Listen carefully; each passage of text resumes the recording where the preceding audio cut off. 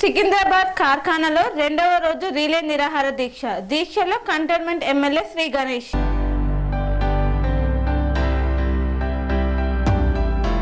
కేంద్ర ప్రభుత్వ కబంధ హస్తాల నుండి కంటోన్మెంట్ ప్రాంతానికి విముక్తి కల్పించి నామినేటెడ్ వ్యవస్థకు స్వస్తి పలికి కేంద్రంలోని బీజేపీ ప్రభుత్వం వెంటనే కంటోన్మెంట్ బోర్డు విలీన ప్రక్రియను ప్రారంభించాలనే డిమాండ్తో కంటోన్మెంట్ ఎమ్మెల్యే శ్రీ గణేష్ నిన్నటి నుండి రిలే నిరాహార దీక్ష ప్రారంభించారు. ఈ దీక్షకు రెండవ రోజైన బుధవారం రాష్ట్ర ఆర్యవైశ్య కార్పొరేషన్ చైర్మన్, టీపీసీసీ అధికార ప్రతినిధి కల్వ సుజాత, ఐఎన్టీయూసీ రాష్ట్ర నాయకులు చంద్రశేఖర్, ఎంఆర్పీఎస్ నాయకులు, పలు సంఘాల నాయకులు హైదరాబాద్, సికింద్రాబాద్, మేడ్చల్, సనత్ నగర్, కుక్కట్పల్లి ప్రాంతాల నుండి వివిధ కాలనీ, బస్తీల పెద్దలు దీక్షాస్థలికి వచ్చి తమ సంఘీభావాన్ని తెలియజేశారు. వారందరికీ ఎమ్మెల్యే శ్రీ గణేష్ నియోజకవర్గ ప్రజల పక్షాన ధన్యవాదాలు, కృతజ్ఞతలు తెలిపారు. అనంతరం ఎమ్మెల్యే శ్రీ గణేష్ మాట్లాడుతూ ఇంతమంది సంఘీభావం తెలుపుతున్నారంటే కంటోన్మెంట్ ప్రాంత వాసుల ఆకాంక్ష న్యాయమైనదని భావిస్తున్నామన్నారు. అందరికీ నమస్కారం. ఈ రోజు రెండో రోజు మనందరూ పోరాటం చేసడానికి ఈరోజు ఇది శ్రీ గణేష్ దో మీ బస్తీదో వేరే బస్తీదో కాదు, పంచాయతీ యావత్ 8 వార్డుల ఉన్న వాళ్ళందరి పంచాయతీది. ఎందుకంటే నిన్న కూడా చూసిరు మీరు, మళ్ళీ నామినేటెడ్ వ్యవస్థని కొనసాగిస్తున్నందుకు ప్రజలు గెలవాలి, ప్రజాస్వామ్యంలని ప్రజాస్వామ్య వ్యవస్థ తీసుకొచ్చింది డాక్టర్ బాబాసాహెబ్ అంబేద్కర్ గారు. ఇప్పుడు కూడా మన కంటోన్మెంట్ బోర్డు లిమిట్స్ ఉన్న వాళ్ళు ఆనాడు బ్రిటిష్ వాళ్ళ మీద గాంధీ గారు ఏదైతే పోరాటం చేశారో మనకు స్వతంత్రం కావాలని, ఈ రోజు మన కంటోన్మెంట్ మెర్జర్ మూవ్మెంట్ అని ఇదే కంటోన్మెంట్ బోర్డులో ఉన్న లీడర్ల మీద కేంద్ర ప్రభుత్వం మీద మళ్ళొకసారి ఇది మన స్వతంత్రం గురించి జరుగుతున్న పోరాటం.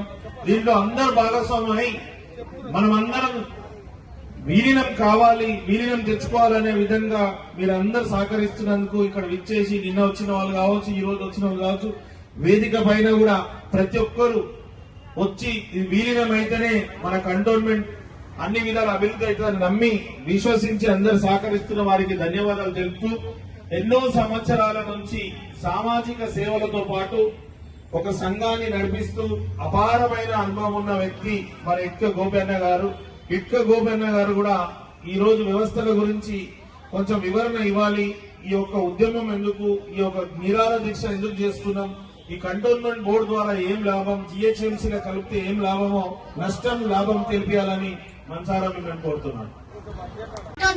ఇయ్యరా మీరు, కాబట్టి మీరు ఇయ్యరు. అమ్మ పెట్టదే అడక తిననియదు. కాబట్టి మేము ఈ రోజు తమ్ముడు దీక్ష కూర్చున్నది ముఖ్యమైనటువంటి కారణము ఇది జిహెచ్ఎంసీలో కలపాలి. చుట్టుపక్కల ఎన్నెన్నో మండలాలలో ఉన్నటువంటివి చిన్న చిన్న పట్టణాలన్నీ మున్సిపాలిటీలో కలిపి కార్పొరేషన్ అయితే ఇది మధ్యలో ఉన్నది. మరి హైదరాబాద్, సికింద్రాబాద్ అంటే హైదరాబాద్ రాష్ట్రంకే Secunderabad heart of the city. అందులో కంటోన్మెంట్ లో ఎంతో మంది మరి ఎక్కడెక్కడి నుంచో వచ్చిన వాళ్ళు ఎంతో మంది వ్యాపార పరంగా, ఉద్యోగ పరంగా వివిధ తరగతుల ప్రజలు ఇక్కడ నివాసం ఉంటారు. మరి అన్ని డెవలప్ అయితే చుట్టుపక్కల ఉన్నటువంటి పట్టణాలన్నీ డెవలప్ అయిపోయి హైదరాబాద్ లో జిహెచ్ఎంసీలో కలిస్తే ఇది ఒక్కటి మధ్యలో మనం ఏమంటాం పాకిస్తాన్ బార్డర్ లో కూర్చున్నట్ల హైదరాబాద్ నడిబొడ్డులు ఉన్నటువంటి ఈ నియోజకవర్గం ఏం పాపం చేసింది? మేము ఎన్నో రోజుల నుంచి అడుగుతున్నాం హైదరాబాద్ జిహెచ్ఎంసీలో విలీనం చేయమని. ఎందుకు చెయ్యరు? చేసిందాక ఎవరు ఇడిచేటట్లా కనబడతలేడు. మేము ఎవరం ఇడిచినా తమ్ముడు ఇడిచేటట్లా కనబడతలేడు. కాబట్టి కేంద్ర ప్రభుత్వం దిగి రావాలి. కళ్ళు మూసుకున్నటువంటి ఈటెల రాజేందర్ కళ్ళు తెరవాలి. లేదా నువ్వు రాజీనామా చేసి ఇంటికి పో. నీకు ఎట్లన్నా నియోజకవర్గం కాదు, రాష్ట్ర ప్రజలు కాదు, మీకు మీ బీజేపీకి పట్టదు. అందరు ఒక దిక్కు ఉంటే మీరు ఒక దిక్కు ఉంటారు. మా అవసరాలు తీరవరు, కేంద్రం నుంచి రావాల్సిన నిధులు ఇయ్యరు, కంటోన్మెంట్ డెవలప్మెంట్ జరగదు. కాబట్టి మీరున్న దండగానే కేంద్రంలో మీరు అధికారంలో ఉండి కూడా ఇప్పటిదాకా 1 రూపాయలు వచ్చినాయి తమ్ముడు, నిధులు ఏమన్నా వచ్చినాయి నియోజకవర్గానికి? కేంద్రం ఏం రావు. అది బాకీ పడ్డారు. మాకంతా బాకీ కార్డులు పట్టుకొని తిరిగి 1200 కార్డులు, 1200 కోట్లు ఒక్క నియోజకవర్గానికి కంటోన్మెంట్ లో ఉన్న కొంత భాగానికి మరి బాకీ ఉన్నటువంటి కేంద్ర ప్రభుత్వం ఈటెల రాజేందర్ తీసుకొని వస్తాడా, లేకపోతే తన పదవికి రాజీనామా చేస్తాడా? తమ్ముడు మీరు ఇది విలీనం చేసే అన్నదానికన్నా ఫస్ట్ రాజీనామా చేయమని నినాదం తీసుకుందాం.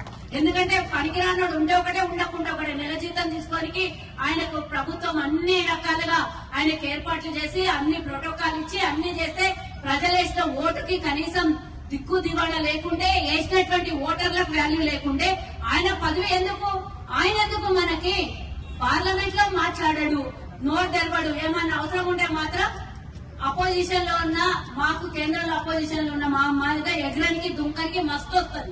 కానీ ఇప్పుడు ఇలా దుంకు ఎదురు నువ్వు నీ బాధ్యత కదా, తెలంగాణ సభ్యులు కాదా నువ్వు?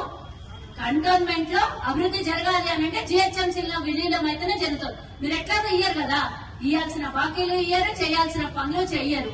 కాబట్టి ఎన్నికలు అవసరం లేదు. మీరు ఏడాదాకా పొడిగింపు చేసుకుంటే పోయి ఇట్లనే ఇంకో 3 ఏళ్ళు ఎన్నికలు వచ్చేంత వరకు మళ్ళీ ఇట్లనే ట్రాక్ చేసే పరిస్థితి మీద ఉంది. కాబట్టి ఇప్పుడు జరగకపోతే ఎప్పుడు జరగదు. కాబట్టి పట్టుబట్టు తమ్ముడు, ఎందుకంటే ఎట్లాగూ జిహెచ్ఎంసీ ఎన్నికల్లో ఎంత పాట వస్తుంది, కొంచెమే వస్తుంది. సెరెనిటీ మోడల్ హై స్కూల్ విద్యార్థులకు అమ్మఒడి, సామాన్యులకు అందుబాటులో ఉన్న బడి సెరెనిటీ. మేడ్చల్ జిల్లాలో మేటిగా నిలిచి సాటిలేని ఫలితాలను సాధిస్తున్న #1 స్కూల్ సెరెనిటీ. మా ప్రత్యేకతలు ప్రతి విద్యార్థి పట్ల వ్యక్తిగత శ్రద్ధ, activity based learning and digital classrooms, computer lab, 100% ఫలితాలు, sports and cultural activities, yoga, abacus మరియు Vedic maths education. Please visit Serenity Model High School, Nagaram. Admissions are in progress. Call 040-271-46899 and 040-271-48699.